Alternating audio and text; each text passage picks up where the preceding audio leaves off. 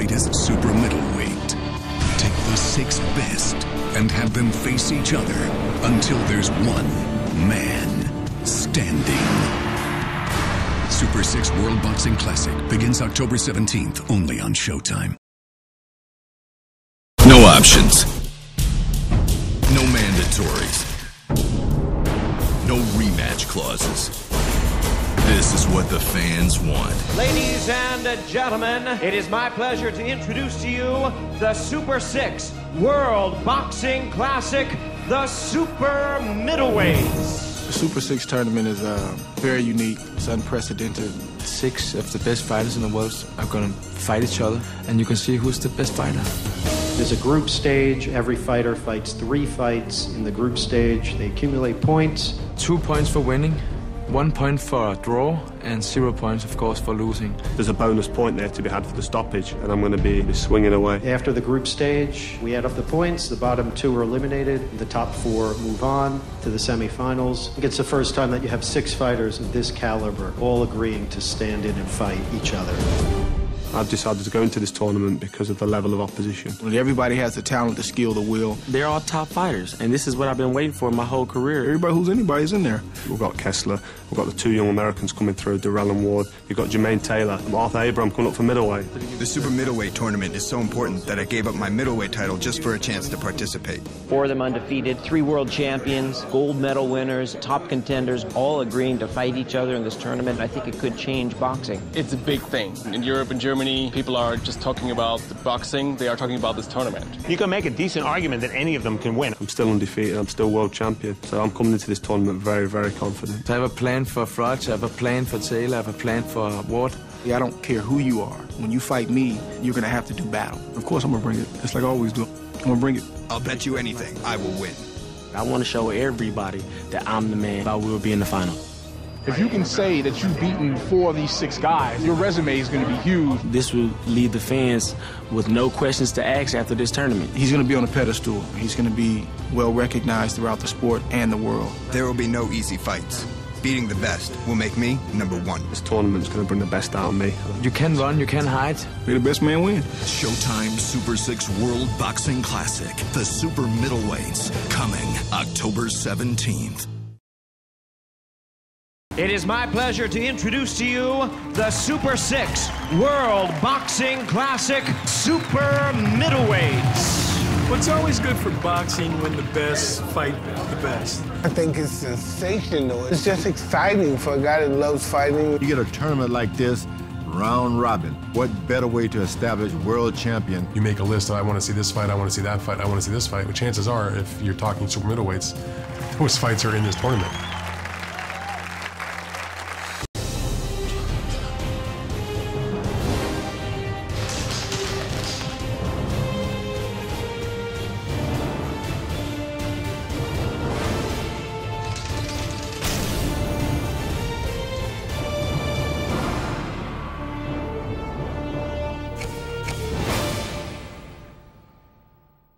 Two months later, the promoters converge on New York for the fight before the fight.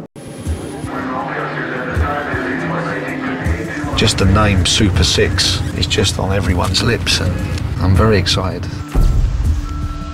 You know, Cole just come off a massive marquee win in the US against Jermaine Taylor, where him and me, fighter and promoter, put everything on the line. You know, to take his title into this tournament was a huge deal to us.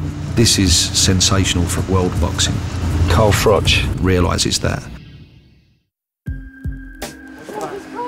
In England, champion Carl Froch is already planning for his impending victory. So after I beat Andre Dirrell, I'm going to come in here and have a celebration drink. Just get it over with, will you? Don't leave it till the last 14 seconds. My heart can't take it. Your mum was crying, going, Rachel, this has never happened before. This is not meant to happen. My son don't get knocked down.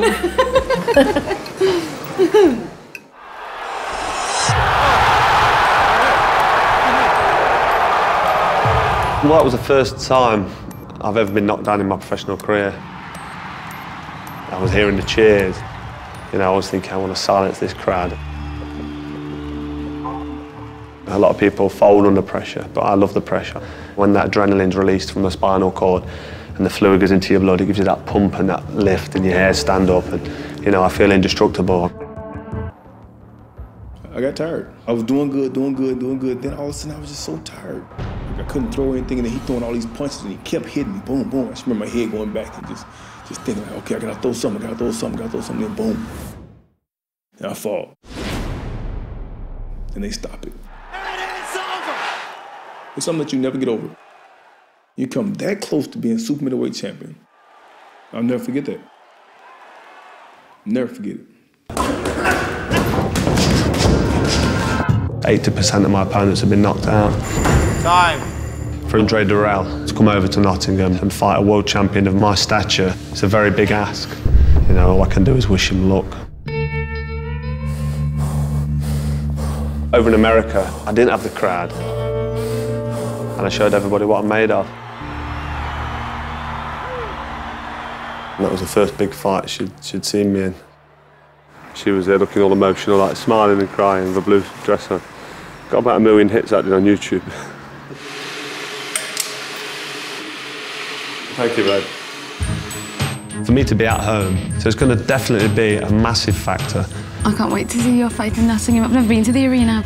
You're in for a shock. I know. There's about 8,000 screaming fans in Nottingham. It's the biggest crowd you've ever played in front of, Scott.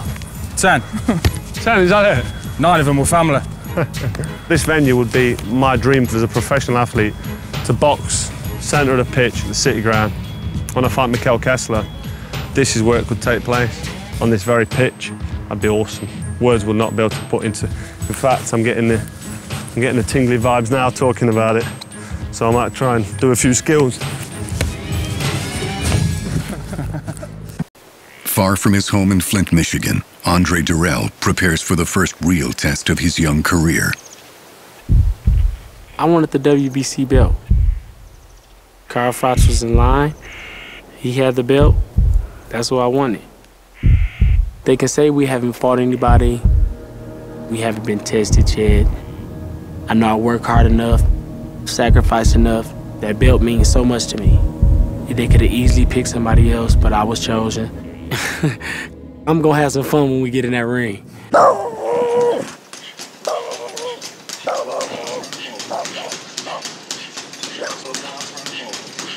I love to burn. I love to be punching the bag and my arms is on fire. All this hard work for Froch, man. And actually keep going while my arms is burning because I know I'm getting exactly what I need. Time. We're gonna be on TV every second, every minute. We need them all. Pick it on. Probably when I was 5, 6 years old, my grandfather would let us go in the gym and watch my uncle train.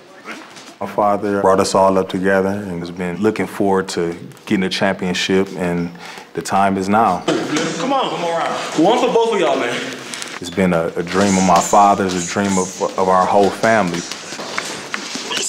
My grandfather started boxing when he was 15. That's all he knew when he grew up, and that's all he knew to teach us. Boxing been in our whole family. For the title, for the title. If it weren't for my grandfather, I wouldn't be here. Time. We got 200 on that one. Everything that I'm doing is, of course, for me, but I do it all for him to see a smile on his face. Bring the camera back some. We can't see y'all. We want to see everybody, Granddaddy. Granddaddy. Turn the TV up for my grandfather, please. Hey, Leon, I want you to chill out, man. You gonna make these people think we got a retarded kid. Don't know when to stop, man. Man, that's my son on the right. That's my daddy, and of course, and then that's my other nephew. He's the Silver Gloves champion. Both of them fight. I've raised 2 champions. Now I got 2 more beside me. I got 2 more coming on. So we'll never be without champions. Hey, Daddy, the people want to know what you think Andre need to do to whoop Carl Froch. All he got to do is what I taught him. Yeah. We're gonna whoop him. We're gonna whoop them all. Yeah. Too bad we all can't fight them all in one night. It's over with. It's a testament to my team, Antonio Leonard, Dan Goosen, and James Prince. They're working tirelessly to be able to make something like that happen. For a fighter to go on air and say something like that is putting not only Ken in a very difficult spot, but the rest of the promoters, because it's almost as if their team's not doing the job they should be doing.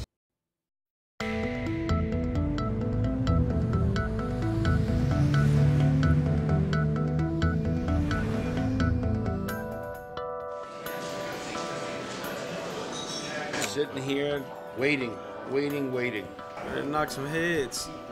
Right. Sick of sitting here waiting, man. Hey, Vicky, where's your fighter? I'm just finding it. Oh, finding him? Man, that's disrespectful. We're respectful. We're here. At 1:15, we're starting the press conference without you. I've done that before. When they're there for 5, then they're going to wait for us for another 5. We can play the same game. Annie, isn't this a 1 o'clock press conference? We're in the UK now. Well, guess what? I don't have control here. If they don't show, No, they're gonna be here in like 5 minutes. I think it's time to go up to the club room. Where are you guys going? Upstairs, tell Froch when they're ready to call us. When they're down, in that room. When they're in their chairs, When they're in their chairs. Fuck them. Seriously. I will come get you. I'm dead serious. There are some games I'll play. This game I won't play. Gary, They'll lose this fucking game. I don't play that. Froch said 5 minutes. Fuck him. That's why the English people don't like him. He's disrespectful. They can't stand the boy. I'm gonna do him a big favor. They may make you a knight for getting taking his championship away. Sir kicks ass a lot. Sir kicks ass a lot. For real. I love it. The Cobra's coming through. I'll get you down the stairs. This is a lot easier than a ring walk. You need some steel balls for the ring walk. Oh yeah, we ready. You ready, Gary? You ready? I'm ready. You ready? I've been ready. No, just coming down in the elevator. Keeping me waiting now, you see. I knew you weren't going. I'm planning on getting on the flight back to America with a little bit more carry-on, man. Trying to rattle my cage a little bit. It's impossible to rattle the cage of a Cobra. Today we win the press conference. Friday we win the weigh-in. Saturday we win the fight. Got it? I'm lying. Okay, let's go. Got it.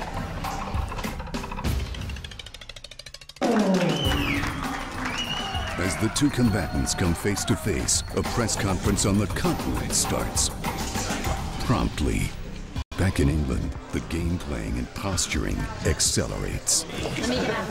Let's go.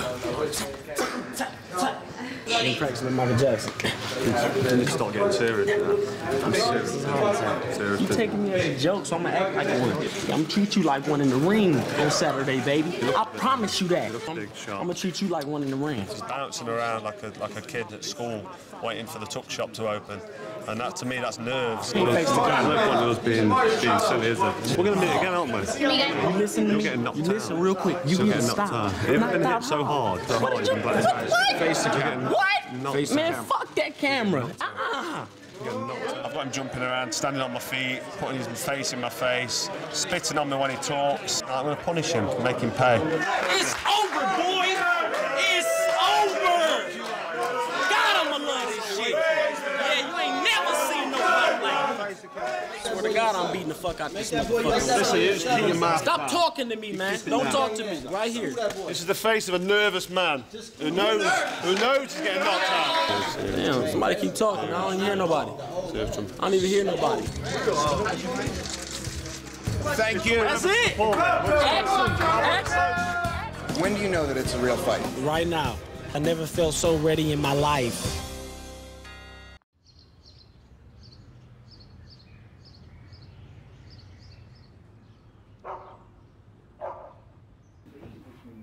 It's nicer to be at home. If you're more relaxed and more comfortable, then you're not building up nervous energy worrying about the fight. You're just enjoying yourself doing your thing. That's the thing with boxing, close to the fight, there's a lot of waiting around. Just killing the clock. A couple of clippings today in today's papers. My girlfriend had a look at these earlier. That's the Daily Star. She's got a lollipop dripping all over her chest there. And all provocative and talking about what I've not been doing for 10 weeks. And I don't like all that jive, carry on, but you know, it sells papers. So everybody in Nottingham knows what's happening tonight at the arena. Just waiting for the main man to turn up. I was thinking, you and Jermaine basically have the same fight tonight. Yeah. You don't have to worry about a knockout. Yeah, I thought about that. Let him come to me. You stay in your rhythm, 1 round at a time. That's the key. My game plan is solid. I got it.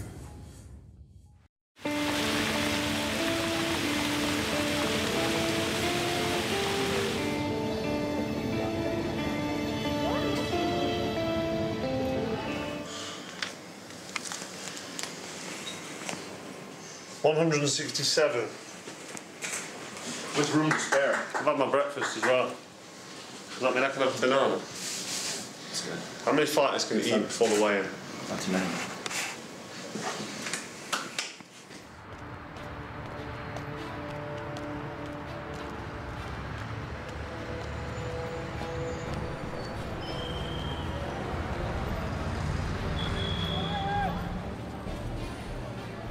We've been flying a flag over the balcony. All this for little old me. Oh, bless you.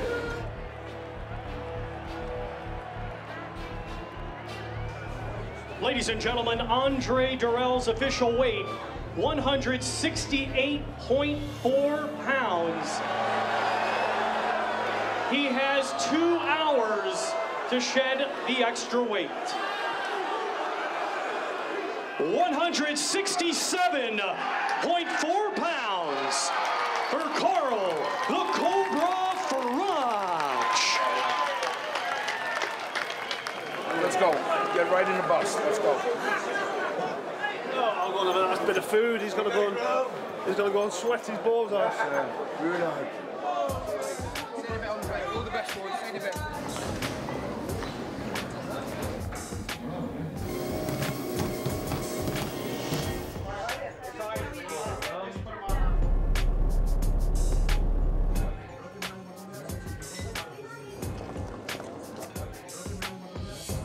So it's took a pound and a bit.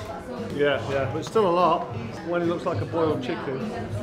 That's good, he's made the weight, the belt's on the line. That's what I wanted.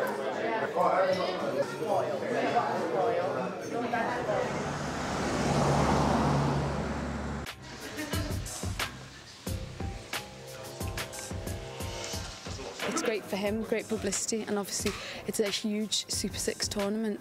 It's brilliant, so. Good afternoon, everybody. No flash photography, please. No for work. Just kidding. I've never been to the Nottingham Arena to see him fight before. His last fight was in America, everyone booed him. It was awful. I was like, shh, what? But this, apparently, I mean, Carol, his mum, was saying it's electrifying. All 8,500 fans are just cheering his name. It's going to be amazing.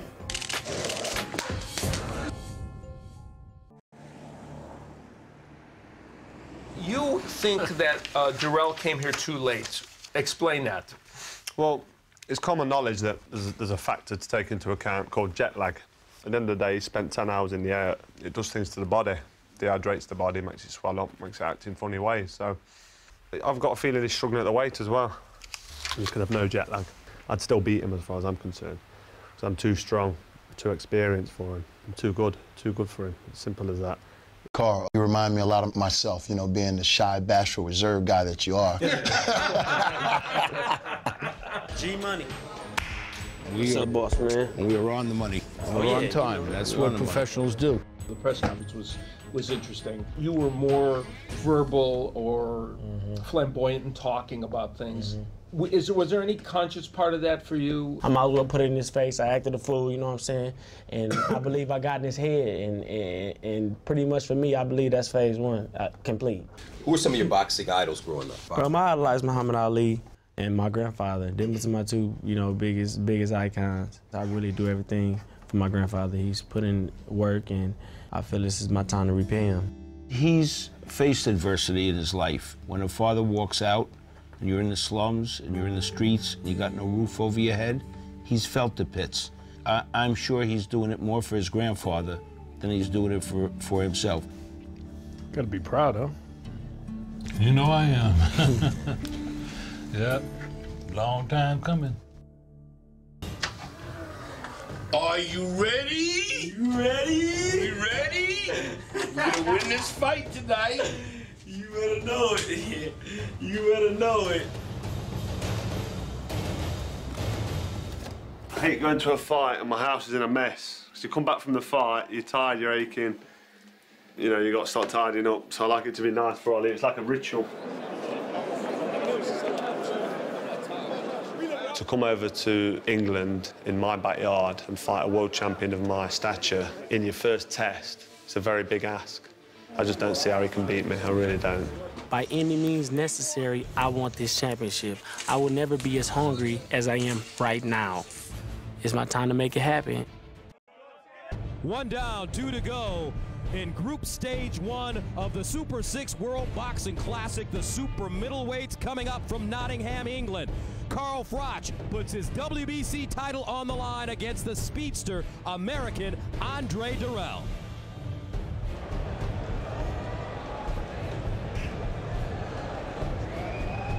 Carl Froch is 25-0 and always finds a way to win. That was never more dramatically evident than when he crossed the pond in April and defended the WBC super middleweight title against Jermaine Taylor. Froch was outboxed for most of the fight and trailed on points going into the last round. Then, in an incredible rally, he stopped Taylor with 14 seconds remaining in the fight. Tonight, he'll be fueled by his hometown fans who expect Froch to once again find a way to win, however long that takes. Andre Dirrell's been waiting for this moment almost his entire life.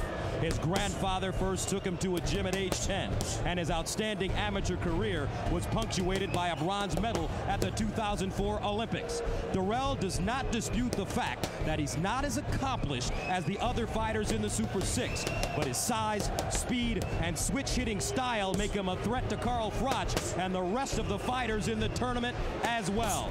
Dirrell has serious, and I mean serious, star potential, and tonight just might be the night he demonstrates that skill and emerges as a star. The opening bout of the Super 6 World Boxing Classic is in the books. Arthur Abraham wins 3 points by knocking out Jermaine Taylor. Now we are just about ready for the second half of tonight's doubleheader as Carl Froch fights Andre Dirrell. Carl Froch is unbeaten in 25 professional fights, and Andre Dirrell has an unblemished record and is in his 18 pro fights. Two fighters who have never tasted defeat. Tonight, somebody's O has to go.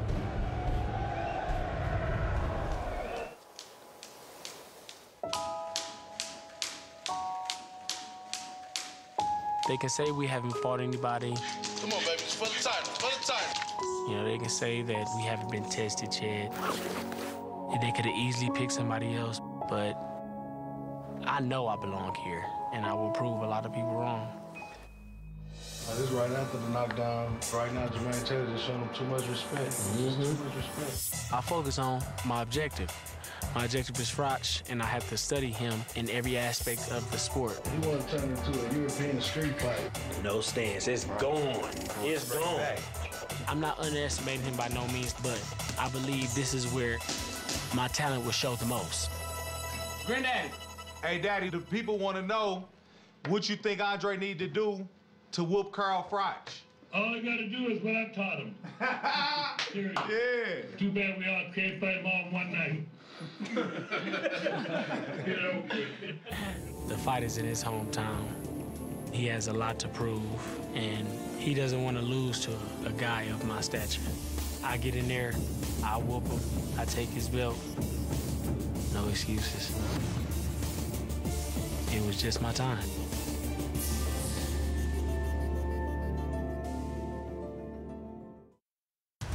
I thrive under pressure. A lot of people fold under pressure, but I love when that adrenaline's released from the spinal cord. The fluid goes into your blood, it gives you that pump and that lift, and your hair stand up. I feel indestructible. I just want to do some damage, and I enjoy it. Fighting Jermaine Taylor. That was the first time I've ever been knocked down in my professional career. I kept cool, I kept calm. I got up, round 12, I did what I had to do. I didn't leave it to the judges. I showed everybody what I'm made of. Just don't take so long this time, Cole. Just get it over with, will you? Don't leave it till the last 14 seconds, because my heart can't take it. I'm certainly not worried about Andre Dirrell. I've seen his record, there's no names on there.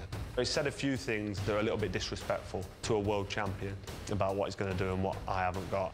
I've had it all before. I'm too slow and I don't punch hard and I'm not experienced or I've got no defence. 25 fights, 25 wins. They all end up the same way, usually flattened on the canvas. All I can do is wish him luck.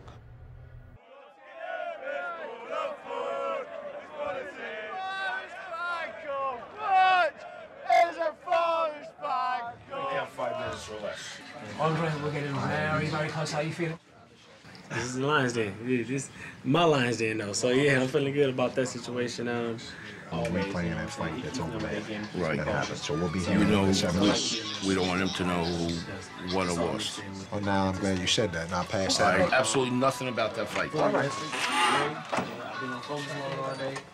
Andre Dirrell, he said to me, ask Jean Pascal about me. So, you got anything to tell me about Andre Honestly, Dirrell? I have nothing to tell about him. He's just fast, but I think that you're a strong motherfucker, so... Yeah. Nice one. Thanks a lot. You're in this one, aren't you? Oh, he's in great shape. Don't worry, he's fantastic. Absolutely. For a US fighter to come over here and fight a British fighter in Nottingham, there's a lot of questions to answer. Carl Froch has got very passionate fans. They'll make a noise, believe me. I think I'm gonna go out with a little smirk this time, though. We ready. Here we go! Come on, Carl. And because there are 8,000 screaming Englishmen and 8 of us, I just ask that we have an even playing field.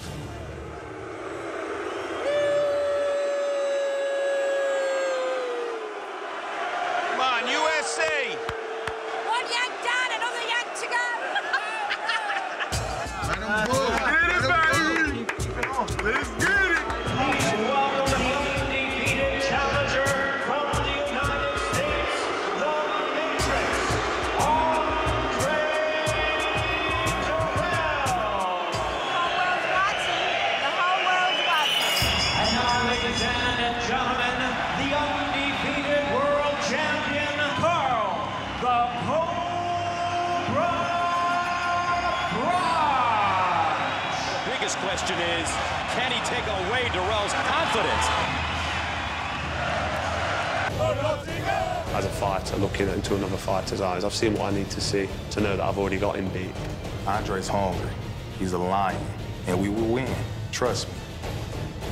Al, in tonight's battle of undefeated fighters, what do you think the pivotal factors are? Crowd, the difference in age, experience, speed versus experience. What do you think? You know, so much of the charm of this tournament is the unknown.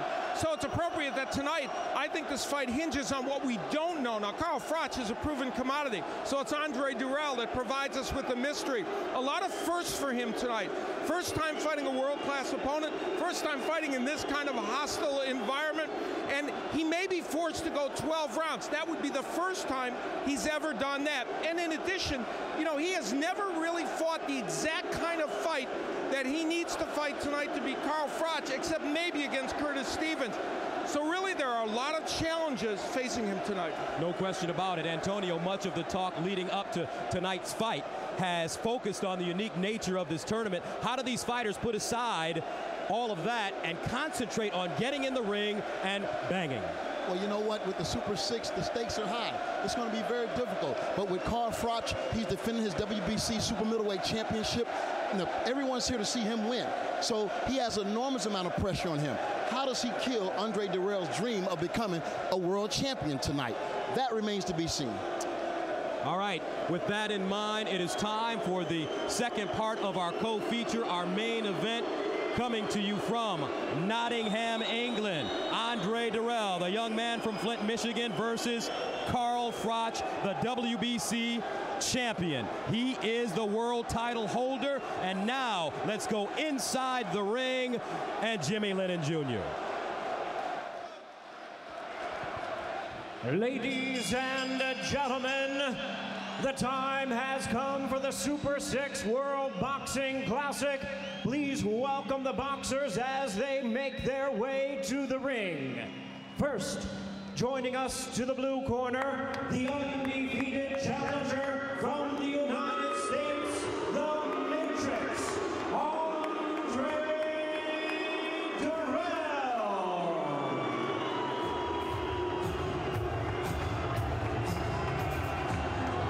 Andre Dirrell, the young challenger, born and raised in Flint.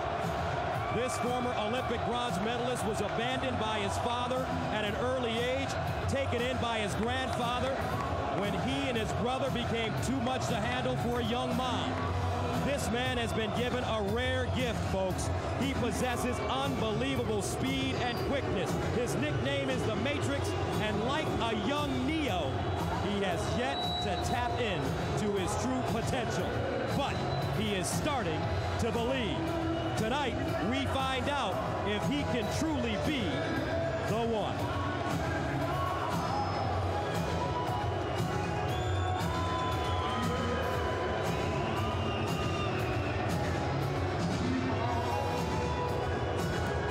If body language means anything, and an incandescent smile does, Andre Dirrell apparently not affected by this scene, but sometimes you can't tell by what's on the outside. Most definitely. I mean, tonight he's throwing in deep waters. I'm anxious to see can he swim with the big boys tonight, Al.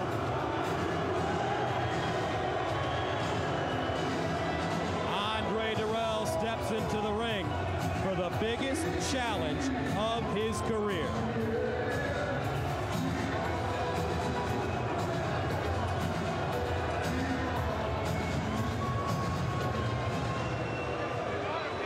Now let's go back inside the ring to Jimmy Lennon Jr.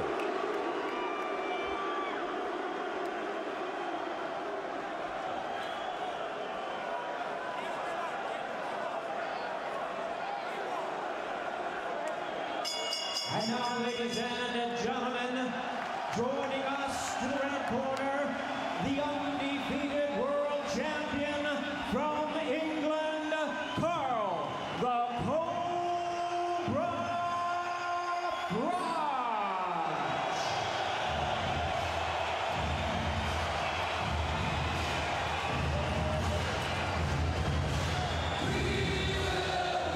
The champion, born and raised right here in Nottingham. Carl Froch is the pride of Sherwood Forest, a true warrior, a modern-day Robin Hood.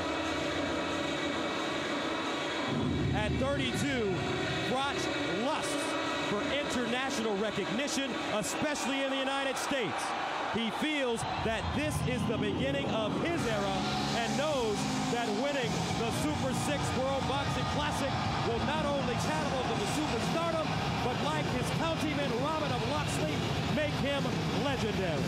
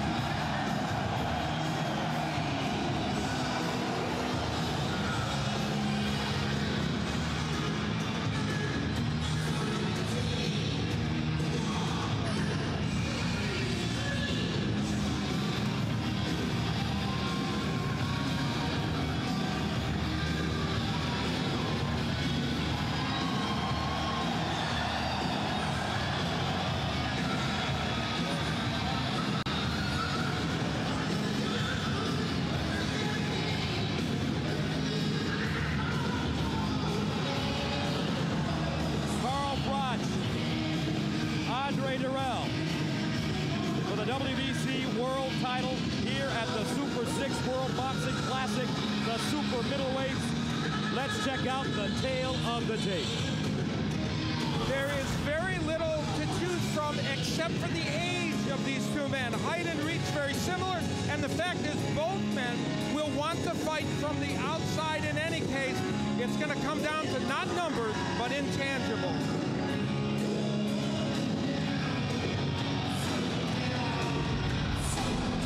So here at the Trent FM Arena in Nottingham, this place rocking. We're ready for Carl Froch and Andre Dirrell. Let's get the official introduction from our ring announcer, Jimmy Lennon Jr.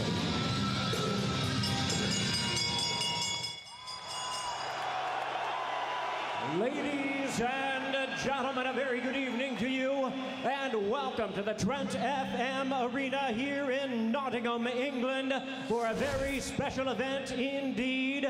And our main event of the evening, brought to you by Hennessy Sports, Gary Shaw Productions, along with Prime Time and Showtime. This World Championship bout is sanctioned by the World Boxing Council President Jose Sulaiman, Vice President and Supervisor is Bob Logist, along with the British Boxing Board of Control, the steward in charge, Dave Roden. Introducing to you our three judges scoring this bout from ringside. From Italy, Massimo Barrovecchio. From Mexico, Alejandro Rochin. And from Belgium, Daniel Vanderweel. And our third man to the ring, our referee in charge. He'll be giving instructions after the introductions. From Panama, Hector Afu. All right, fans, here we go with our main event of the evening in stage one of the Super 6 World Boxing Classic. 12 rounds of action scheduled for the WBC Super Middleweight Championship of the World. And now, ladies and gentlemen in attendance and boxing fans joining us around the world, live from Nottingham, England, it's showtime!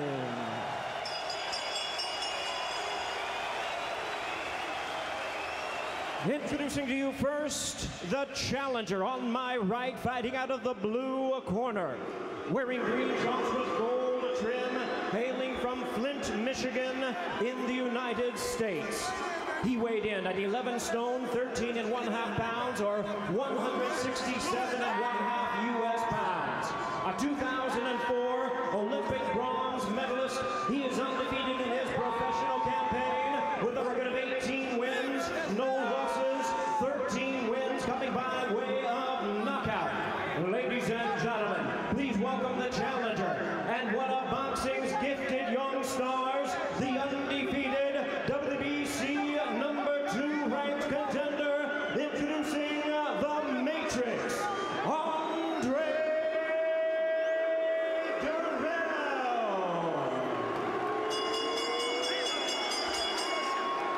And his opponent across the ring, the defending world champion on my left, fighting out of the red corner. Wearing black trunks, he weighed in the same as his opponent, 11 stone, 13 and 1/2 pounds, or 167 and 1/2 U.S. pounds. His unblemished record stands at 25 wins, no losses, 20 wins coming by way of knockout.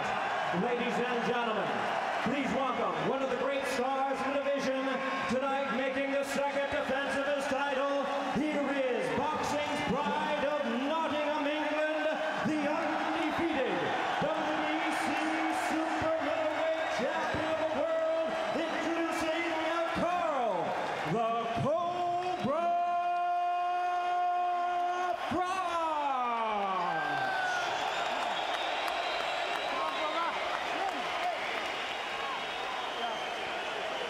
Once again, a referee in charge now to give instructions, Hector Afu.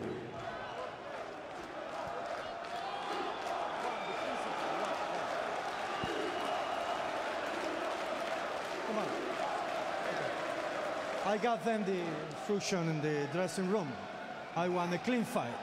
Touch glove. Good luck. All right, the questions. We start with Andre Dirrell. Can he keep his composure fighting on the big stage? Can he execute in this hostile environment? But the biggest question is, how will he react if he gets hurt?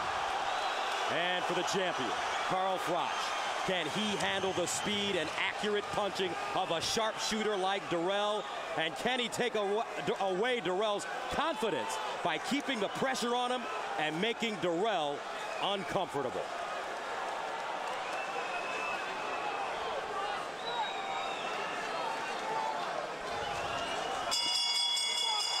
And we begin.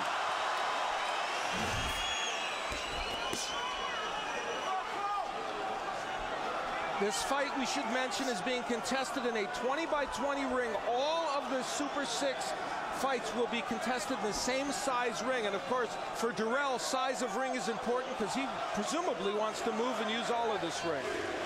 Carl Froch keeping that left hand low. Dirrell also. Dirrell, a sharp, lightning quick puncher with Roy Jones type speed.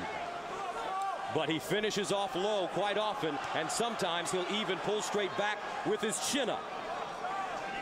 And at this level, it could really cost him.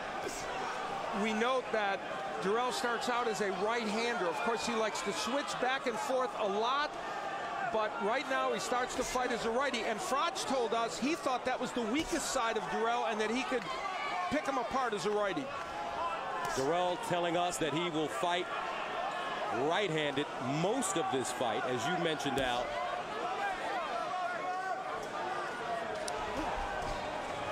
The Froch jab has not been seen yet. There it is. Carl Froch telling us that he wants to take Dirrell into deep water. He thinks that jet lag will set in around 5 or 6, and that's when he can really go to work.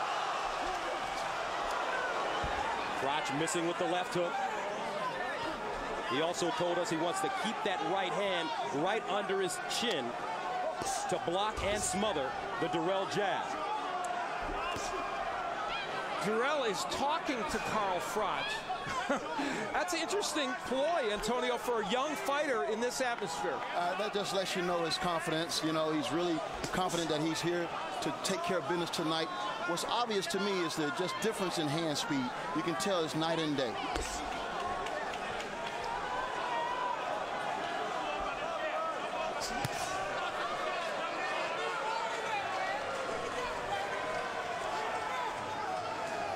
Both fighters taking their time early on. Dirrell very relaxed. Now he switches over to southpaw. Froch very familiar fighting southpaws. He beat Jean Pascal to take the title. Pascal, a Canadian, now the light heavyweight champion. We saw the counter-punching of Dirrell a moment ago, and he did touch Froch on the way in. He's going to have to do that on a regular basis during the course of this fight. There's that stiff jab, really quick. Dirrell has been doing a much better job sitting down on his punches his last couple of fights. And that's the end of the first round. The keys to this fight, very interesting for both men. For Carl Froch, he's got to double the jab. This is a sequence he should continue throughout the fight. First, double the jab, which pushes Dirrell to the ropes, where he tends to gravitate anyway. And then Froch can land the right hand. This could be a fight changer for him. For Andre Dirrell, he can't switch constantly from righty to left. He has to do it with purpose, as he did in round one. He cannot be on the ropes. He's got to keep this fight in the center of the ring. He did that effectively in round one. He's got to throw combinations, but then get out, not stay there, and brawl with Froch.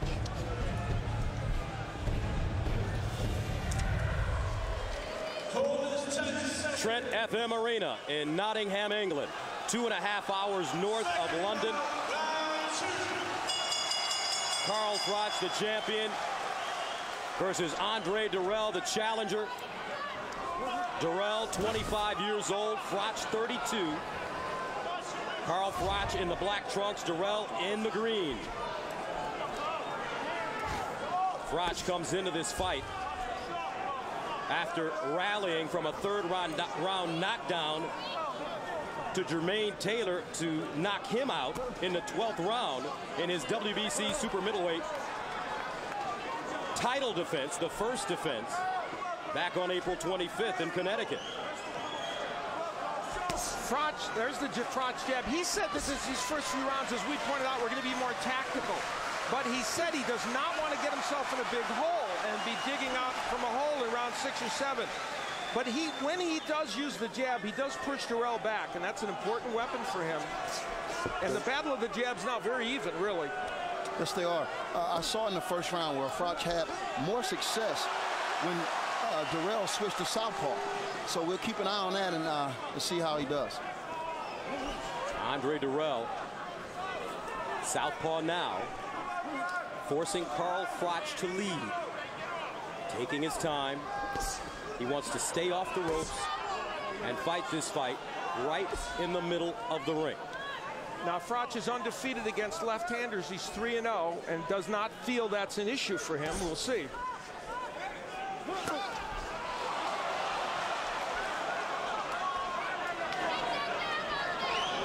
Dirrell keeping very good distance. Double left hook connects.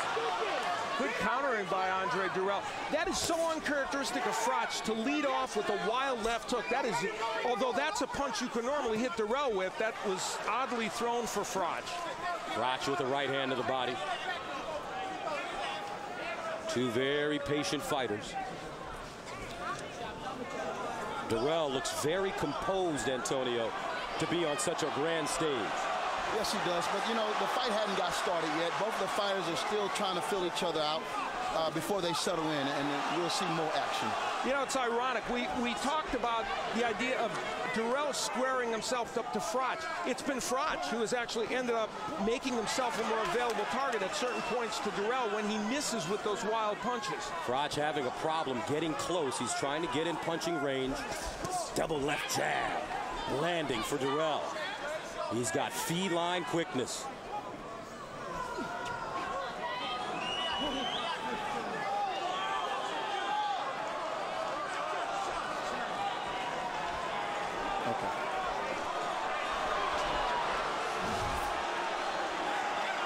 Round two, scheduled for 12.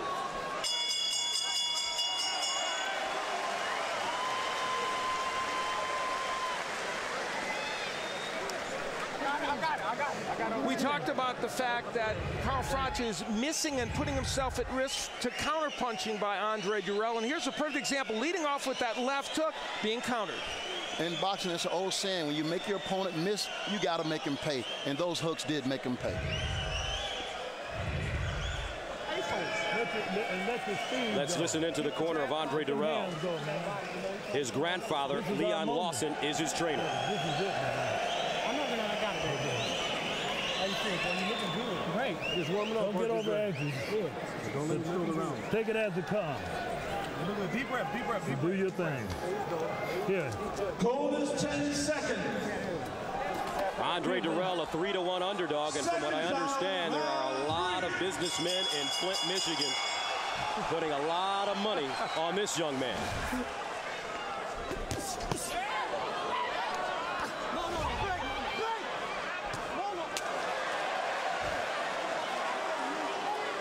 Hector Afu is your referee of Panama. That was Carl Froch saying, welcome to England, to Andre Dirrell. Andre Dirrell with a lot of conversation, as you mentioned, Al, for Carl Froch. He switches to southpaw. What do you think he may be saying, Antonio?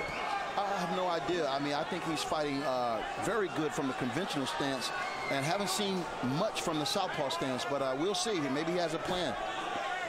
Well, the one thing he's doing with the switching is he's not doing it in such a way that gets caught in between, and that was the danger for Dirrell. There's the Froch jab, and that's so important to him early in this fight. Now Dirrell's getting closer and closer to those ropes, which is where he gravitates to, but Froch not yet taking advantage of it. Dirrell looking to counter. Froch cutting off the ring now. Getting closer and closer. Straight left to the body for Dirrell. Dirrell is a combination puncher,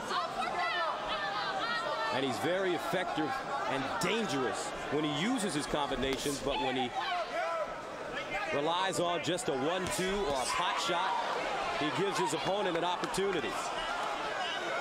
Let's see if he lets his hands go. In this fight, I think Dirrell is wary of trying to throw all those combinations because it leaves him open for big shots from Carl Froch. Maybe later, but not early in this fight. So far, what Andre Dirrell has done very well is counterpunching. He has done it fairly well. He has, and in this round, it seems as if he's coming out trying to put a little hurt on Froch in this round.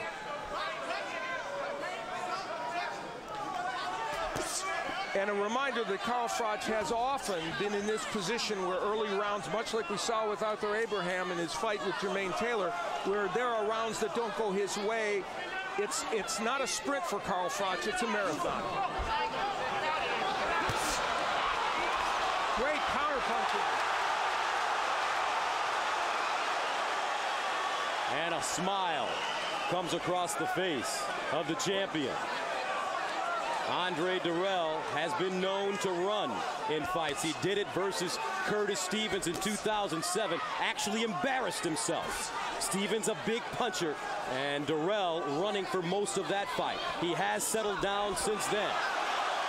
Now, you know, Dirrell landed a great counterpunch a moment ago, and then Froch landed a right hand, and Dirrell did the right thing. He motored away from there.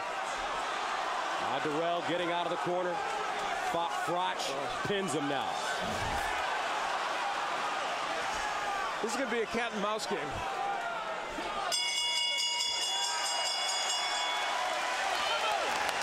Rachel Cordingley, the girlfriend of Carl Froch. That's what he does. We can only do it for 4 or 5 rounds. Next to her, Carl's mom, who said to her son, of course, don't wait till the last second to win this one. His mother, Carol, in attendance. That's where the counterpunch came from Dirrell. And then Froch follows him around the ring and lands a right hand. So that shows you two things, the great counterpunching of Dirrell, but the determination of Froch. Oh, that's a straight, perfect straight left hand. But like you said, Froch is determined to get his back. And I think this fight now will be held in close quarters now. Wasn't pretty what Carl Froch did, but he got the punch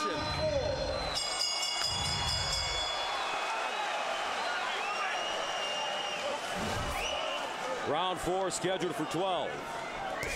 Carl Froch, the champion in black. Andre Dirrell, the challenger, in the green trunks. Now, Carl Froch spars with fighters from Brendan Ingles' stable here in England, who we just saw one of Brendan's fighters, Junior Witter, who switches all over the place.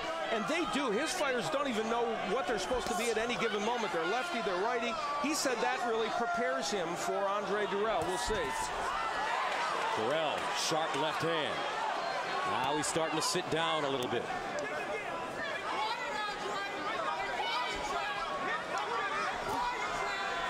We have not seen all-out pressure yet from Carl Froch, and that's probably to Andre Dirrell's benefit. He's had a certain amount of breathing room to at least get his feet under him here.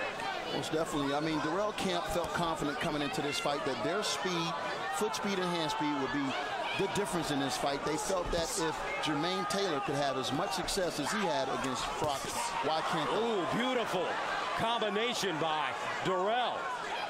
Two-punch combination. Now he's starting to go after Froch a little bit. He's warmed up.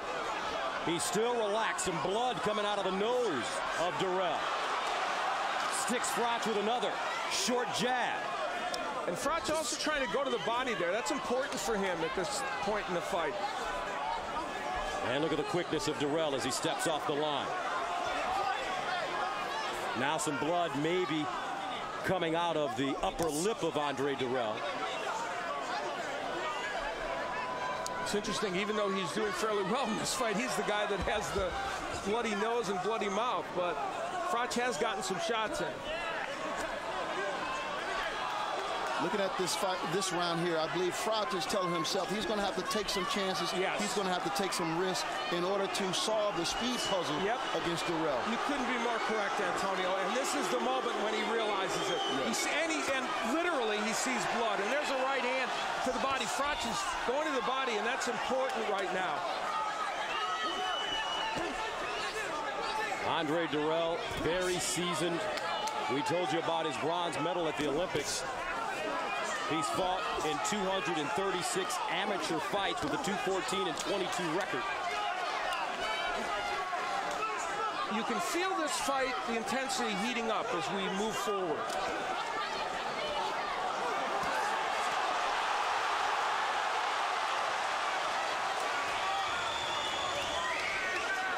Six seconds remaining in the fourth.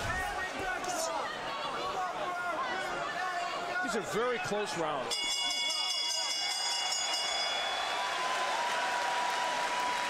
The Flintstones are here. Andre Dirrell's family, his mom Lola, his brother Anthony, his fiancée Aaliyah. Yes, you got caught. I mean, I don't know if you got caught, but don't let me catch you standing in the corner like that no damn. Yeah, let them hands go down. Andre Dirrell, we mentioned the countering he's been able to do. Froch, when he misses, often puts himself in a position there. He misses with the jab, and Dirrell with the not one but two punch combination. And you see it again, Antonio. Yeah, he's leaning out. He's reaching out there. Like I said, he has to take chances in order to solve that speed. And so he's saying, hey, cautious to the wind. I got to do whatever I have to do to get inside. And we should point out, if you've never seen Carl Froch fight, he has a granite chin. He was down against Taylor, but to knock him out is a difficult task, even to hurt him. Carl Froch told us that Dirrell will start feeling tired after 5 or 6 rounds. Dirrell coming over only 6 days in advance. Froch thought he should come over between 21 days and 3 weeks in advance. He called Dirrell cheeky, disrespectful for not coming over here and training properly. That may have been a slight overstatement, you know? Ooh, very nice right hand by Dirrell. You see the hand speed. We talked about the fact that Andre Dirrell hadn't yet in his career fought a fight in which he did what he's doing right now, and that is box, but not run, not engage in silly exchanges with people. Well, he is doing his best to fight exactly the right kind of fight. It's a very close fight right now, but he is doing the right thing. Yes, he is, and it seems as if he's growing up right before our eyes, you know, and I just commend him on his fighting style right now. If he can stay with this, he should do well tonight. But I have to say, Al, this is a fast fight. I mean, they're fighting with a lot of intensity, and can he withstand this through 12 rounds? Froch hasn't yet put the kind of wild pressure on him that we might expect, but he has kept pushing him back and kept attacking. Another right hand by Dirrell, and Froch throws him down. Is this MMA? A sumo geishi. You may mistake him for Fedor, who you're going to see soon.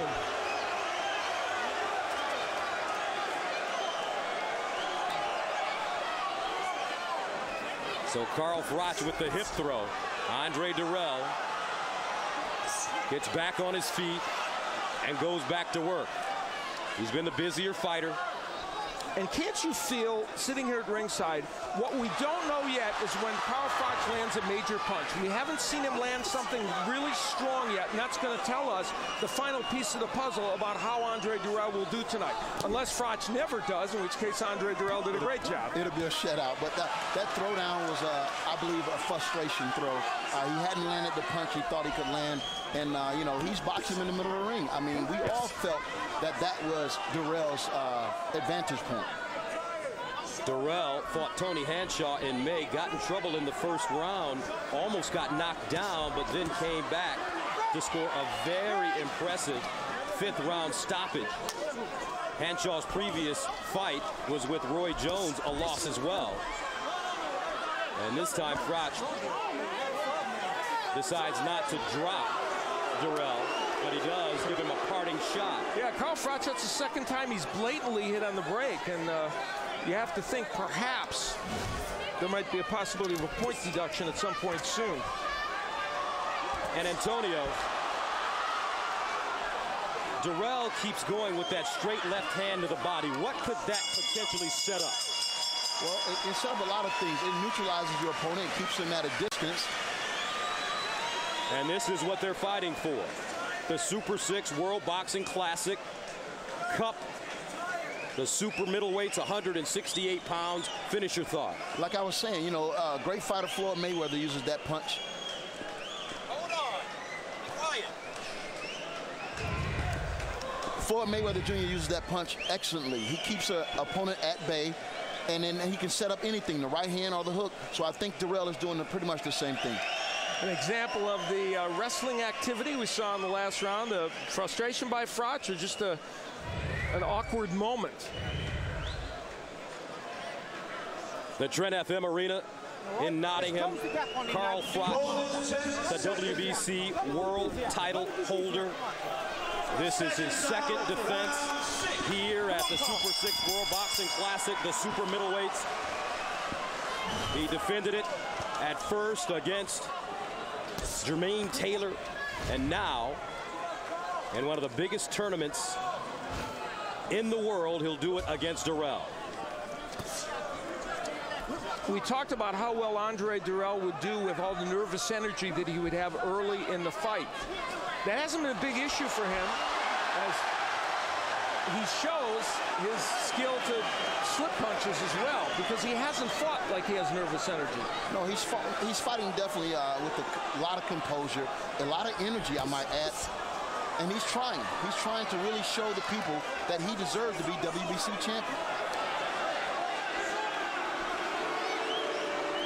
To think about the possibility that Andre Dirrell has already made Carl Froch respect his power, because Carl Froch is not attacking with as much abandon. A side headlock, I'll tell you what, your MMA experience is going to come in handy, Gus.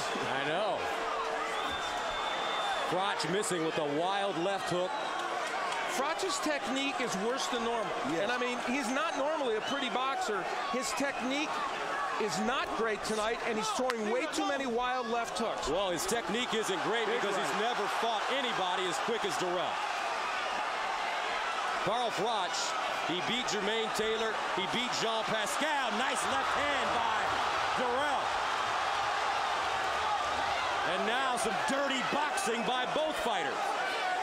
And Hector Afoul will have a conversation with both gentlemen.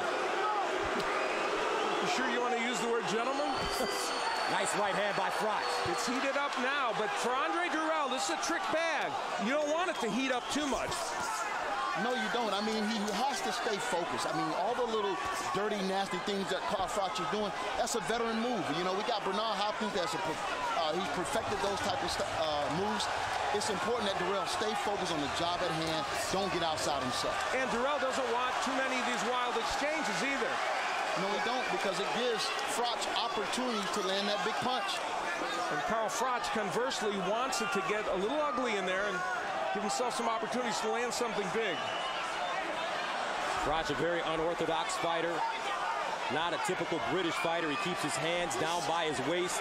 He'll throw that fluky left hook. But right now, Andre Dirrell isn't there.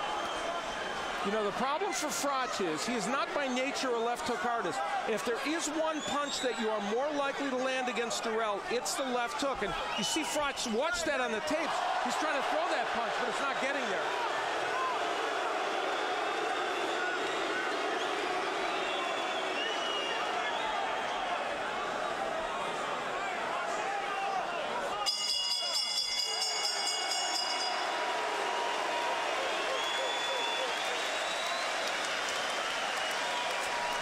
Don't let your combination go more. That's all right. Hey, champ, you gotta do your game at all times.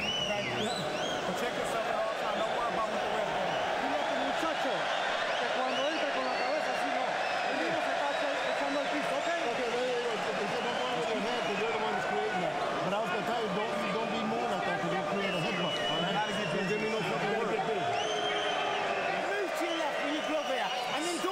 Attack, okay? Do you understand me? 1, 2 up, then right and left up, all right? 1, 2 up, right and left up, and this head moving in this glove here. Carl, you've got to be busy now with the balance, all right? Let's hold up these attacks. Don't give him a counter shot. Don't give him a counter shot. Seconds out, round 7.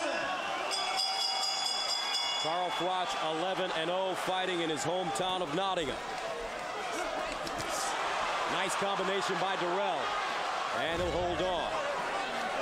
Robert McCracken, the trainer of Carl Froch, a former super middleweight contender himself, a very, very fine trainer. Yeah, the former British Commonwealth middleweight champion, actually. And he had a record of 33-2 during his career. Retired in 2001.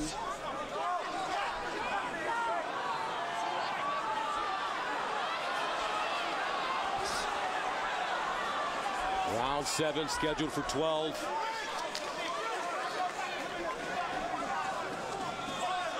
where do you have this fight halfway through? A lot of close rounds, so you can take your pick, but I've got it 58-56 for Dirrell at this point. But again, a number of those rounds were close, so this is an intriguing fight to score, to be sure.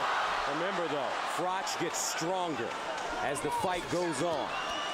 And we're in the period of the fight where he feels like he's supposed to start making something happen. The most troubling aspect of this fight for Carl Froch is that he is pinning a lot of his hopes on the left hook, and it's not there for him. Not tonight, and I want to commend Dirrell on just his boxing ability tonight. Froch has been unable to get set or planted in order to throw his power shots. Yeah, that's a very good point. And that because he hasn't been able to put Dirrell against the ropes. Dirrell doing a lot of holding. Hector Afu. And Dirrell mad because he thought Froch hit him behind the head there. And the Froch jab now disappearing, and that was a weapon he felt he needed very much. Straight left hand to the body, and he chops up top. Andre Dirrell holds on, takes a ride. A minute left in the round.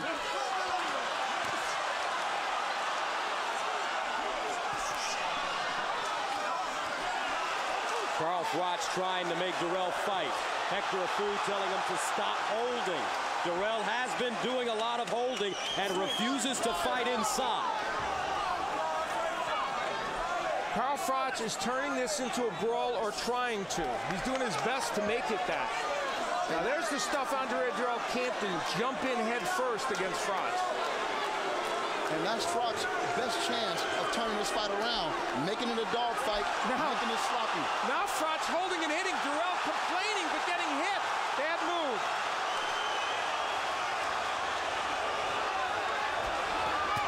Oh, beautiful left hook by Dirrell. Right on the button. Froch tried to throw an uppercut from too far out. Dirrell countered him. It's going to be fun here. Dirrell, Antonio, can stand there and fight Froch toe-to-toe. He's got that kind of quickness and skill. But I wouldn't advise him to do that. I think with Froch being a devastating puncher, Froch being a devastating puncher, anything can happen. He still has a puncher's chance. You think he's tired? No, in fact, I think Dirrell's breathing a little hard right now in the corner. I mean... Now, there was a lot going on, many plots and subplots in the last round, most of them not quite within the rules. Here's where Froch was held by Dirrell, and he's banging Dirrell on the side of the head, so we had two different rule violations going on at that point. And later on, a lot more stuff going on, Antonio. But the only thing I saw wrong there was he held him behind the head as he punched him. But other than that, that was fair game. Spoken like a warrior. Right hand by Froch. He lands a couple on the inside. And Dirrell counters him. Well, he didn't get a chance to counter him there, but Froch did well on the inside. So that was an intriguing round. Round 8 scheduled for 12. Carl Froch, the champion, in the black trunks. Andre Dirrell, the challenger, in green. And we are now at the point in this fight where, and I still think it's a very close fight. I actually gave the last round to Froch. I think it's only a one-point fight. But this is the point in the fight where Froch is believing that Dirrell will, in fact, get a little fatigued, as Antonio pointed out. Well, he's hoping that he gets fatigued. Yeah, well, you can always hope. Beautiful left jab by Dirrell. Now he goes downstairs. Very patient and poised fight so far by Andre Dirrell, and that was the thing that you didn't know whether he could do. So win, lose, or draw in his first tournament fight, what Dirrell has shown is that he can keep his poise and fight a certain style, and he's done that tonight. And Froch hasn't made him change it. Now Froch putting his hands up high. Dirrell slipping. Good thing Carl Froch didn't hit him there. He would have been disqualified or had points taken away. Nice right hand counter by Dirrell.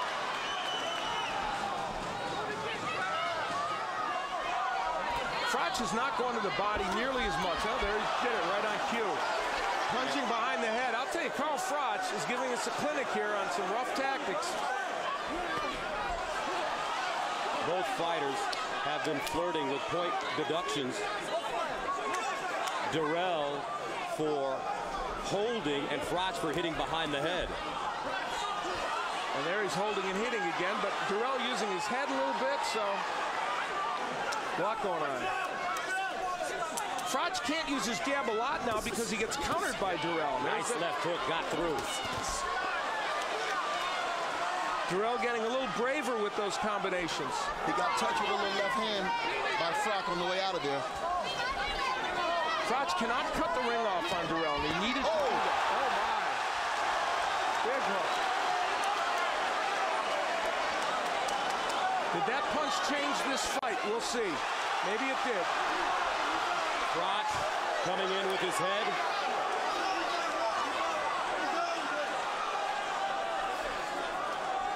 "14 seconds to go in the 8th round.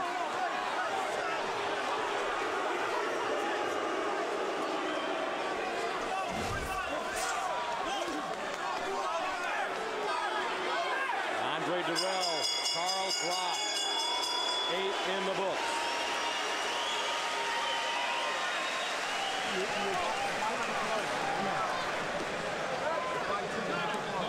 Maybe for the first time in this fight, Andre Dirrell felt the power of Froch in that last round.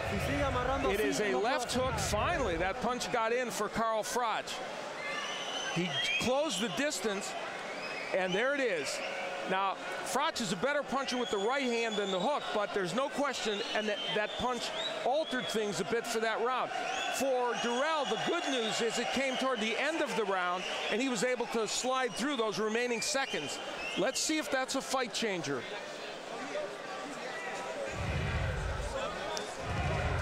Corners 10 seconds. 10 seconds, guys. Second round, round 9.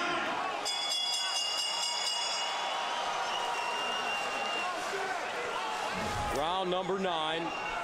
Scheduled for 12. Carl Froch in black, Andre Dirrell in the green. This is a title fight. Carl Froch is the champion, the WBC world title holder.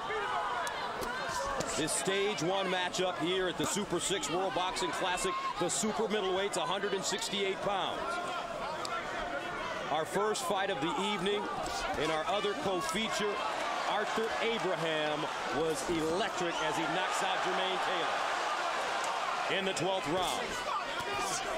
Now the Froch jab is getting home a little bit. But to Dirrell's credit, he continues to keep this fight in the center of the ring, but the jab of Froch is making a difference. Froch with very long arms. He's getting closer. There's a little swelling under Dirrell's right eye. It's a little knot there. I don't know if that'll be any significance as the fight go on. Good left hand.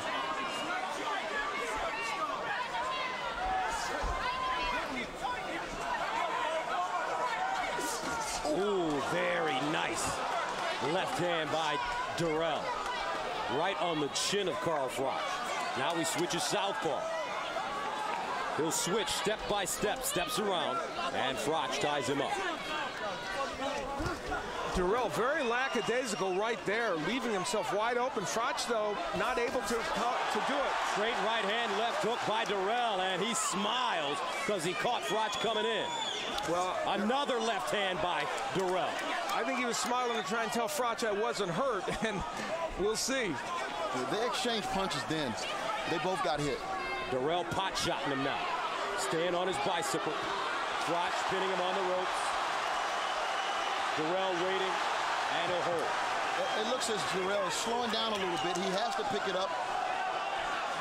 He's not moving as well as he was earlier in the fight. And he's getting stuck on those ropes a little bit more. You can feel a subtle change in this fight. Whether it continues in these later rounds remains to be seen, but Froch has got something going, and Dirrell better stop talking to the referee and start defending himself. Froch once again warned for holding behind and hitting behind the head. And that's happened a lot, and you could make the case for a point being taken from Carl Froch. Nice double jab, triple jab by Dirrell. Froch, though, stalking him. He's got to make this thing ugly now. Now Now, Froch will make the argument that Dirrell's putting his head in a position where he can't help but hit him behind the head, but whether that's the real argument remains to be seen. But see Dirrell now getting caught on those ropes, counter-punching well, but he's in danger there. Yeah, this has been a good round for Carl Froch. Yeah, he can't lean back with his head straight up on the ropes. Right now, I actually think that was a good round for Andre Dirrell. Really? Yes, I do. He caught him numerous times. There's Dirrell's family. That's his girlfriend, Aaliyah, to the left. What are your combinations, boy? Deep breath. Round 10, baby. You got 3. Can you take these 3? Yeah. All right. No more combinations, Andre. Try not to hold him. Box him. Combinations, man. Keep the fight in the middle of the ring. Stay off the rope. Yeah, stay off the rope. Use that jab. Straight crosses, man. Combinations together, man. 3 rounds, you gotta work. Yeah, put your punch together. You got 3 rounds left. Okay, 3s and 4s. Put him there and move him, and then he walk on the right hand. Use your brain. Come on. Come on. Second time, round 10. All right, Al, unofficially, how do you have this score? I have a dead, well, I've got a 1-point margin for Dirrell at this point in the fight. This is the 10th round. Dirrell has only gone 10 rounds 1 time. He's never gone 12, and he went 10 rounds against Curtis Stevens on June 16, 2007, won a decision. when we spoke with Dirrell in the fighters meeting, this is the point, the 10th round, when you've gone through a hard fight and the champion is not willing to give, that you will be questioning yourself, can you get there, can you make it through? This is where he has to dig deep and show the world that he's championship material. He's been 10 rounds 1 time in his career, never 12. Dirrell pushing through on that last combination. Wild right hand by Carl Froch. Carl Froch has 5 stoppages from round 8 or later, and he's 3-0 in 12-round decisions, and he is, of course, the winner in the Taylor fight that went into the 12th round. But all those numbers mean nothing if Andre Dirrell can box as he did in portions of the early rounds. Under 2 minutes to go. Left hand connecting for Dirrell. Froch answers with a stiff jab.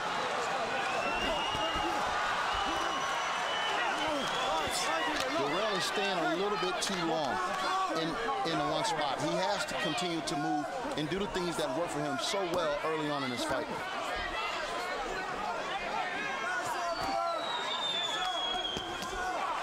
Body work by Froch, which he should really have been doing a lot earlier in this fight. That's probably one of the things he'll look back on and be annoyed with. What is this? Uh-oh. Watch out. There's a point being taken from Dirrell. And that is huge. Don't know if I'm on board with this, because with all the things that have gone on in this fight, I'm not sure at this juncture a referee needs to intersperse himself into this fight, especially given the fact that Froch himself has been guilty of many different infractions. That's a huge point to be deducted. Especially if this fight's as close as you say it is, Al. Right, and we don't know, but it seems like it's a fairly close fight.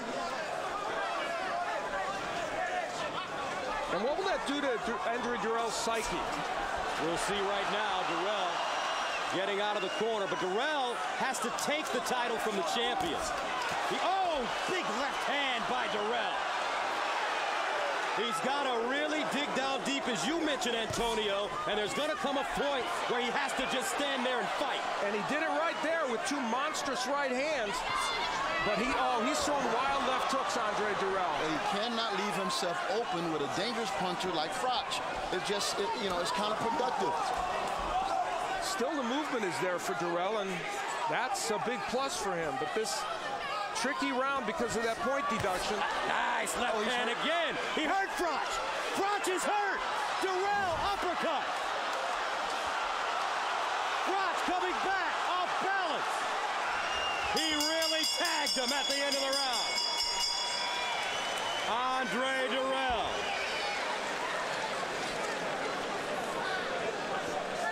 Put your legs out. Put your legs out. Put your legs out. Listen, put your legs out. Listen to me. I keep telling you, don't rush in, all right? Listen, you're listening to me. Don't rush in. Do you understand what I'm saying to you? Carl, you're walking in with your hands down. said to you, get your chin down behind the jab. Behind the jab. Listen to me, son. Behind the jab now. You're listening to me? Yeah. Is your mind clear, yeah? Yeah. No, behind the jab, slip and slide to the front. Andre Dirrell, who was being pushed back at this point, and there was a lot of grappling and holding and punching on the inside. Goal is 10 seconds. The big punch from Dirrell and punches that appeared to hurt Carl Froch. The hand speed an issue. Well, you know, with that point being taken away, he knew he had to have a big finish to possibly make this a 9-9 round.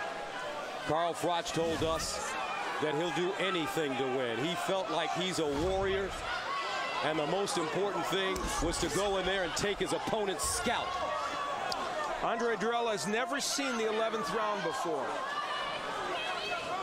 So we'll see how he reacts. And kudos to Dirrell for one important thing. He has switched lefty to righty, but stayed in that posture long enough so that he's not getting caught switching. And that, to me, is the most key strategy for him. There he switches again, though, and Froch can't take advantage while he's doing it. Oh, look at the head movement. Wow! And he comes up with a left hand. Incredible speed and quickness. That was a telling sequence in this fight. Froch not as aggressive now. Looks to be slightly confused. How do I get to this quick guy? Dirrell keeps sticking his tongue out at him. Uppercut, left hand. Froch hurt again. Froch is in trouble. Now he'll hold on. You think by any chance Dirrell is thinking about those 3 points? Well, he better be careful if he is, but he is certainly showing big hook by Froch. That's the kind of punch that could turn it around again, and did it. We'll see. Stylistically, this is wrong for Dirrell, but it's creating a lot of excitement, and he may well be winning this round, and probably is. It's just he's putting himself in danger. Carl Froch wants to try and land something to change the dynamic of this fight.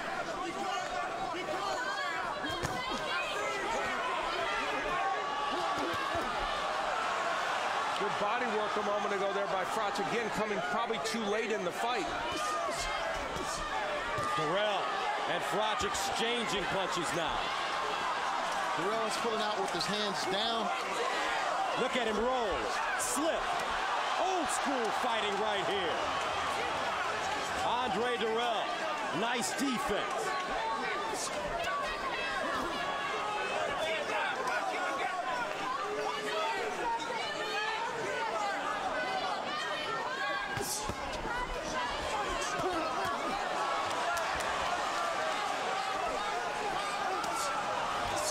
Another left hand grazing the top of Froch's head by Dirrell. Froch just smiles and continues to move forward. You know, it's intriguing. Strategically, this round favored Froch, but Dirrell won the round. And that's pretty amazing here in round 11. Yes, it is. Dirrell still punching. Unloading now at the end of the 11th. Well, Dirrell's hands are low.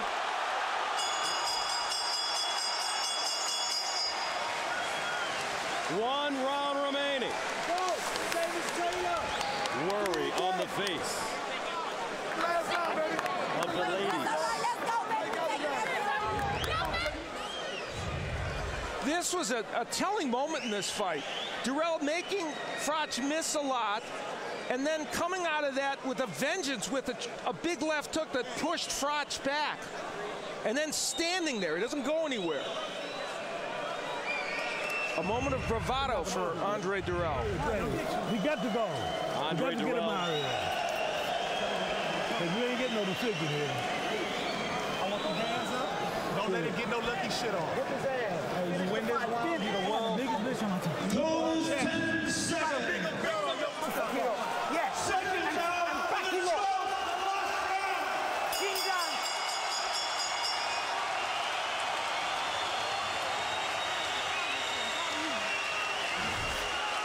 The 12th and final round. Leon Lawson telling Andre Dirrell, his grandson, he won't get a decision here. You better go out and knock him out.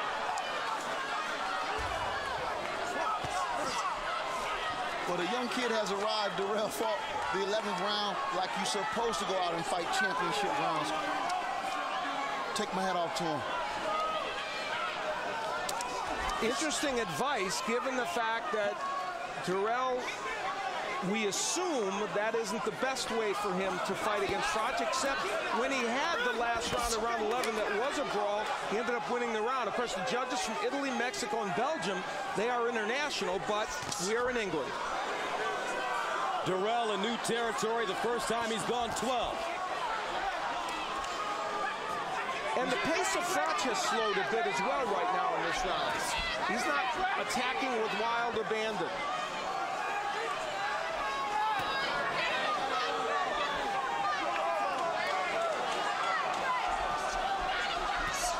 Uppercut landing by Dirrell. Froch steps back on the ropes and lands a right uppercut of his own. And that's the first time we've seen a good uppercut from Froch, and many of his knockouts in previous fights have been with that uppercut, not been able to land it against Dirrell. A minute and 30 remaining in the 12th and final round. A nervous tension in this crowd. The crowd never quite got into this fight because Froch didn't put together enough rallies. The WBC super middleweight title on the line. The champion, Carl Froch, here in Nottingham in black. The challenger, Andre Dirrell, in green. Dirrell, left hand. He leads in on Froch. Andre Dirrell fighting until the very end. Under a minute. Pivotal moment, remember the point deduction in this fight. Will that be the difference? Dirrell has fought rounds 11 and 12 very well for a fighter who has never been to this territory. He said he was ready.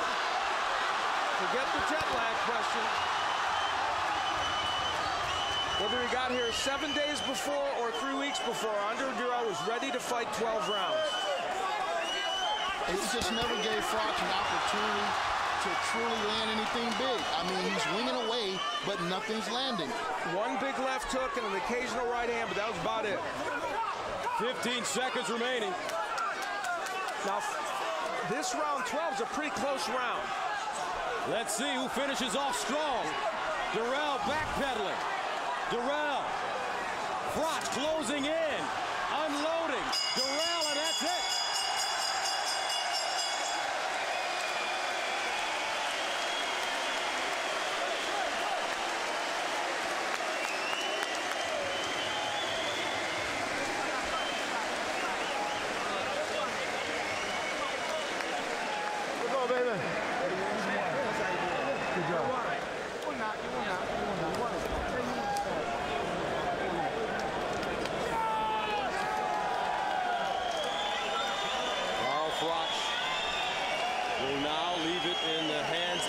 Judges, Andre Dirrell goes 12 rounds for the first time.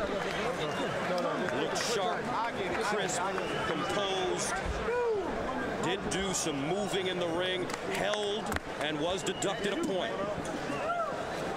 But he came on strong in the end.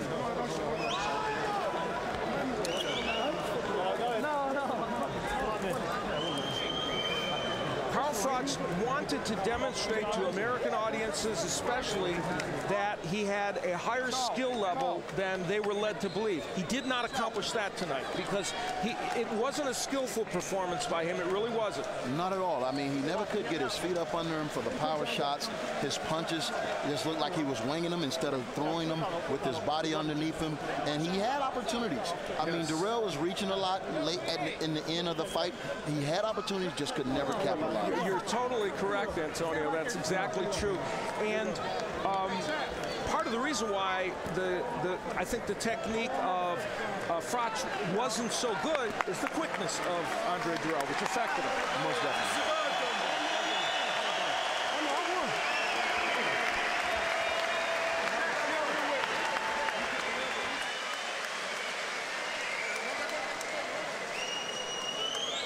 Points are at stake right now in this tournament, and this crowd is nervous as are both fighters inside the ring. That's it. Get a towel. You got a towel? I got a towel. All right, let's get the official decision. from our ring announcer, Jimmy Lennon Jr. Ladies and gentlemen, after 12 rounds of action, we have a split decision. Judging ringside, Alejandro Rochin scores the bout 114 to 113 in favor of Andre Dirrell. Judging ringside, Massimo Barrovecchio scores the bout 115 to 112 in favor of Carl Froch. Judging ringside, Daniel Vanderveel scores the bout 115 to 112 in favor of the winner and still champion, Carl the Cobra Froch.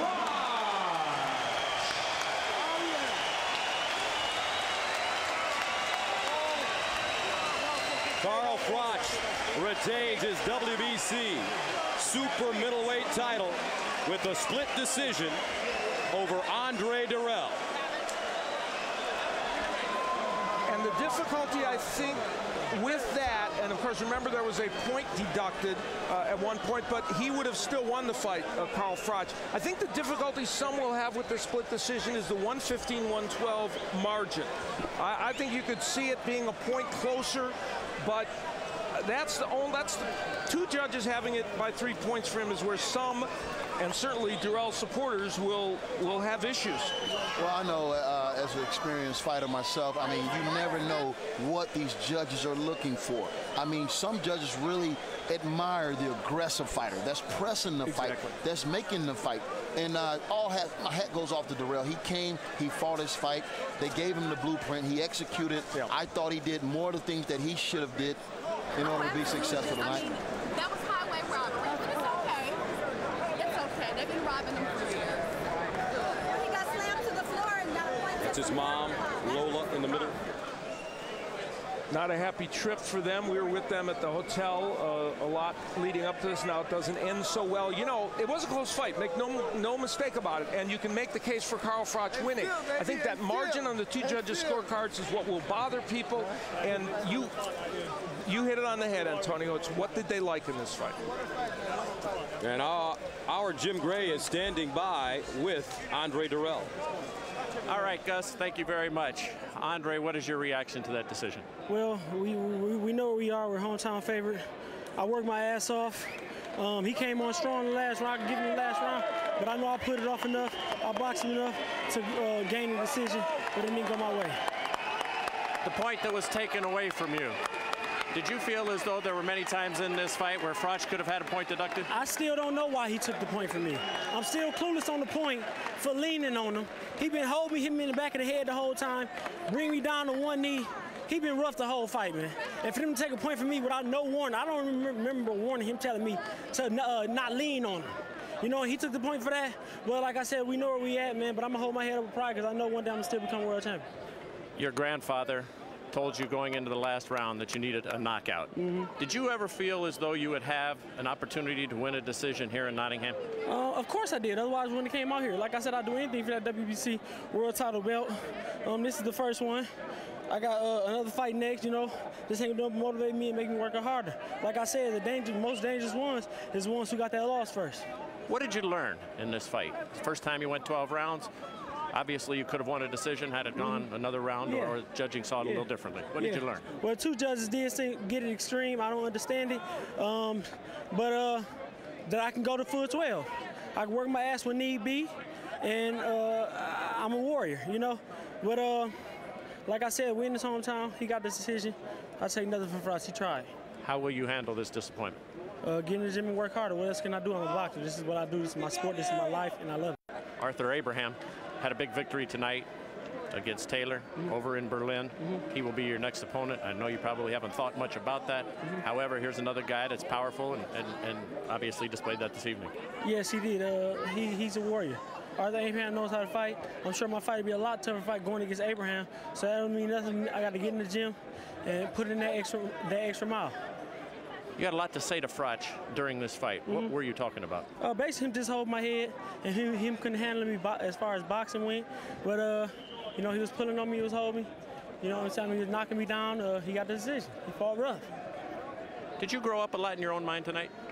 A lot. Yes, I did. Like I said, them 12 rounds was crucial. Them 12 rounds was hard. I knew I trained for it. You know, I just got to get out there. I got to get in the gym now and execute my game plan a little better. What happened is what happened tonight, and I definitely will learn from it. Andre, terrific performance, and we will see you next round. Thank you. All right, we'll have Carl Froch in just a moment. Let's go back over to Gus Johnson. All right, Jim, let's see how the scoring went for Froch and Dirrell. We look at the Italian judge, Bervecchio, who had a wide margin, as did Van de Viel, 115-112, relatively wide for Carl Froch, and Alejandro Rochin scoring it for Dirrell, liking his boxing, and despite the point deduction, making Dirrell the winner by 8 points. Unofficially on press row. All of these writers, well, 2 of them from Britain, Claude Abraham with Boxing News, he had it for Froch. Neil Hickman, who is from the Express here, also had it for Froch. However, Jeff Powell, a very revered writer here in England, had the fight a draw. And I think that kind of scoring just feels a little more appropriate either way you look at it than maybe the 115-112 scores. So Carl Froch retains his title. He did it the hard way. Not a very pretty fight for Carl Froch. However, he walks out of the ring victorious, and he's standing ringside with our Jim Gray. All right, Gus, thank you very much. Carl, your reaction. Did you feel as though you won this fight? Yeah, I definitely felt I won the fight from round 1 through to round 12. I got hit with a couple of shots, rushing in when I went wide with a few shots. I walked into a very, very fast left counter punch. Let's not forget Andre Dirrell. He's a very fast, very quick hands. He's got a good range, and he's a great fighter. Now, if you put speed and timing and accuracy together with negativity, which is what that was tonight, negativity, then you can survive against anybody. He didn't want to stand and fight. The minute I got close quarters and tried to rough him up and make a fight of it, the fight which I want to be involved in, he either jumped on the floor, got shoved on the floor, complained to the referee, held on, every excuse in the book really. So, you know, what am I supposed to do? If he's not going to stand and fight like a man, like a warrior, then all I can do is take what's there. I took what's there, and I'm still champion. So I'm happy that was a comfortable night for me. I'm really, I've got no aches and pains. I'm not damaged. I think I walked onto 1 or 2 shots. I can't believe it was a split decision, but there you go. That was 1 point by the Mexican judge. You can't believe that it's a split decision. Then would you be able to understand in any way how he feels that he got a hometown decision and that the only reason that you won is because we're here in Nottingham? No, that's nonsense. That's nonsense. He's got to come back with something. Excuse me. He's got to come back with something. But, you know, he's a proud fighter, and if he wants to make an excuse, then he can make an excuse. But all the fans tonight will probably agree with me that not just because they're hometown fans. Of course they will. They're here. And they're for you. This is your town. Not just hometown fans. My fans come to see a fight. They know what I'm capable of. They know what I can do. And I wasn't able to show what I can do tonight because the minute I stood close quarters and tried to have a trade-off, he leaned right back and ran. And at times jumped on the floor. I didn't even really manhandle him like I could because the referee was on my case.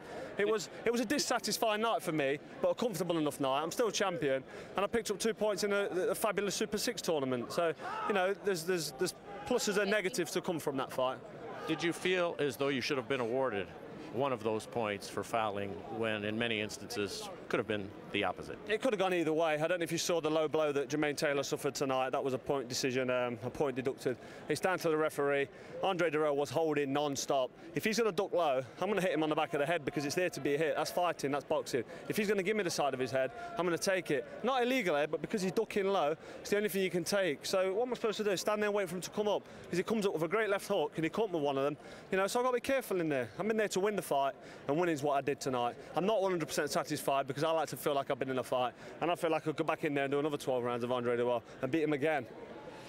Carl, you will now have Mikkel Kessler coming up next. I know it's a little early to be thinking about that, but there are those who had thought, and even you in our production meeting, was looking somewhat ahead because you didn't feel as though that this was going to be the ultimate test. What are your thoughts on facing Kessler next? I'm looking forward to fighting Kessler. There you've got a proud warrior who will stand and have a fight, and he will exchange blows. He will stand toe-to-toe with me. At times, he's a good boxer, he moves well, and he's got slick skills, but at times he will stand and have a trade-up with me. And that's what the fans want to see. That's what the Super 6 is all about. People fighting to be winners and to achieve the goal of becoming the undisputed champion, super middleweight champion of the world. And Mikkel Kessler will bring that fight. That will be a massive fight. I've got a slippery little sucker out the way there in Andre Dirrell. He's a good fighter, but he was very slippery. And he'll come back, he'll come again, but he'll never beat the Cobra. Carl, congratulations to you. We enjoyed being here in Nottingham. Thanks for having us, and good luck in your next fight. I'll see you soon. Thank you very much. All right, Gus, back over to you. All right, let's take a look at the standings. 2 down, 1 more to go. Group stage 1. Yeah, Arthur Abraham off to a big start with the knockout victory, and Carl Froch with a decision, split decision, getting the 2 points. And it's very interesting because what Andre Dirrell showed, even though he didn't win a point, was he belongs in this tournament. Gus Johnson along with Al Bernstein and Antonio Tarver. And Antonio, we'll start with you. Your reaction to Carl Froch's victory and the way Andre Dirrell fought this evening. I thought that Carl Froch did have some points. Dirrell did a lot of holding. If you look at his fights in the past, he has been a fighter that has fallen down in the ring numerous times. He has run in the past, but he did show terrific hand speed, some great skill, and also composure and stamina. Most definitely. I mean, you have to take your hat off to the champion, Froch. I mean, he kept coming. He pressed the fight. And sometimes, Froch, I'm sorry, and sometimes you just don't know what the judges are looking for. I mean, if they're looking for aggressive pressure boxing, then, you know, you have to go with Froch. If you're looking for skill, movement, and a lot of boxing ability, then you go with Dirrell. So you just never know what the judges are looking for tonight, but I say this for Dirrell. He proved tonight that he belonged in the top 6, the Super 6 Classic. In our first fight tonight from Berlin, Arthur Abraham knocked out Jermaine Taylor with a vicious right hand in the 12th round. He gets 3 points, and right now he is the leader after 2 fights. And in the second half of our doubleheader from Nottingham, England, the Cobra, Carl Froch does enough and defeats young Andre Dirrell on a split decision. So for both of our crews in Germany and in England, this is Gus Johnson for the Super 6 World Boxing Classic. Good night. At the end of the day, they got the decision. We can't change it. We know Abraham won. He's our next fight. That's what we got to start thinking about. You spend some time here thinking about it and reflect, you're going to leave with your head high, the same way as we walked in. It's out of country stuff, man. I think we do it back. That's why Floyd or Roy Jones ain't never come out here. Yeah, that's why, though. It ain't nothing out here, man. It's an experience. It's an that experience. you won't forget. And we got a long tournament. It's going to work out. We ain't going overseas no while. Hey, I don't think so. Okay, I hope not. I know the next two is not. No, but if we do, it's a knockout. Which van is it? This one? This it? Is this it? Never mind. Right, babe. Oh, there it is. Yeah, You test all right now? I just failed the drug test and now they're going to strip me. What? High doses of, What's he at? high doses I've been with him all the time. kryptonite in my urine. What's that? Oh, that's like Superman.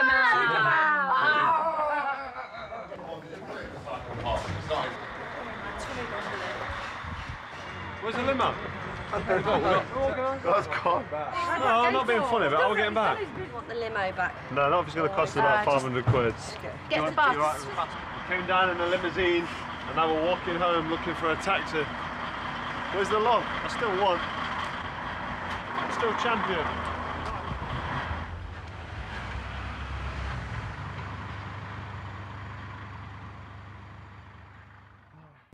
I've talked to many people and they believe I won the fight. So, you know, I can look at that and move on with confidence into my next fight, with the hunger of me losing from the last fight. It was a man versus a boy in there, an amateur versus a professional. I was gone back to America with his tail between his legs.